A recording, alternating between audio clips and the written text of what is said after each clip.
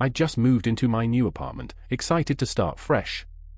But as I unpacked, I noticed a figure watching me from across the hall. Our eyes met, and they quickly looked away, but I felt a shiver run down my spine. The next day, I saw my neighbor again, this time at the grocery store. We reached for the same carton of milk at the same time, and I laughed it off as a coincidence. But as the days went by, I started to notice a pattern. We'd leave for work at the same time, return home at the same time, and even watch the same TV shows. It was as if we were two peas in a pod, but I had no idea why. I tried to brush it off as mere coincidence, but the feeling of being watched persisted.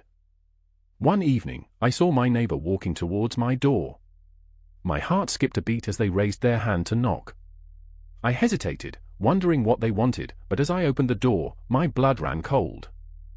My neighbor was wearing my face. Not just a resemblance, but an exact replica.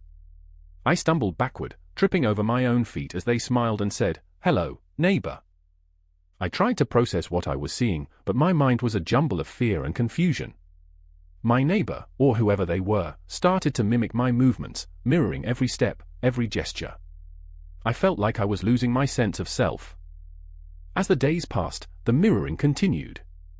My neighbor would show up at my workplace, wearing my clothes, and even started to mimic my voice. I felt like I was being erased, replaced by this doppelganger. I knew I had to confront my neighbor, to demand answers. But as I approached their door, I heard my own voice whispering back, "Welcome home." As I entered the apartment, I saw a room filled with replicas of my belongings, my photos, my everything.